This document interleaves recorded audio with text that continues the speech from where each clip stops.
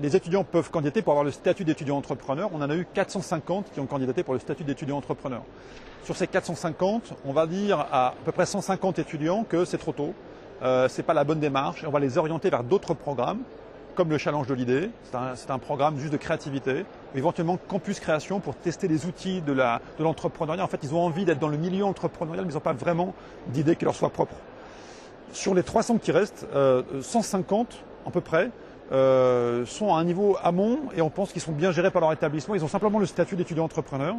Et nous, on les suit du coin de l'œil pour voir comment ils évoluent, ils maturent, on les aide, on les associe à des événements, on les fait venir à certains séminaires. Mais on ne les prend pas en charge dans l'incubateur de Bilis. Ils sont membres de Bilis parce qu'ils sont étudiants entrepreneurs, on les associe à pas mal d'événements, mais on ne pilote pas le processus d'entrepreneuriat. Par contre, il y en a 150, dans ces 300, 150 qui sont dans l'incubateur de Bilis. Et là, pour le coup, ceux-là, ils suivent le processus d'accompagnement avec les formations, les séminaires, les 29 séminaires, avec les ateliers, avec le double mentorat, avec l'aide au prototypage, avec l'aide au financement, avec la mobilité internationale. Et de ces 150-là qui sont dans l'incubateur, on sort à peu près 40-45% de création d'entreprise.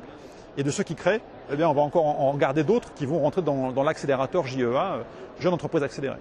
On a eu pas mal de suivi, on a été bien accompagnés et à la demi-finale notamment, c'était très intéressant. J'ai reçu beaucoup de conseils très bienveillants, très pertinents, des gens qui ont été très à l'écoute et qui ont vraiment su sortir ce qui était important du projet, peut-être réaxer aussi les choses. C'est aussi très agréable parce qu'on a une autre écoute. Dans le sens où d'habitude, moi j'ai des gens qui me suivent tous les mois, j'ai des mentors qui me suivent, etc. Et là justement c'était c'était des 4 personnes qui connaissaient pas mon projet et qui ont vraiment pu en fait apporter une nouvelle vision sur la chose et du coup c'était très très pertinent.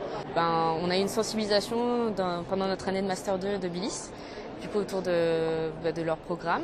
Et du coup, ils nous ont conseillé de faire le D2E. Nous, on n'avait aucune compétence en montage d'entreprise, en entrepreneuriat.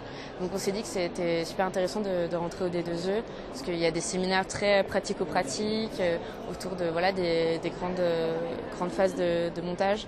Donc business plan, proposition de valeur, ces choses-là qui m'étaient totalement inconnues en sciences humaines. Et du coup, voilà, c'est pour ça que moi je suis rentrée au D2E.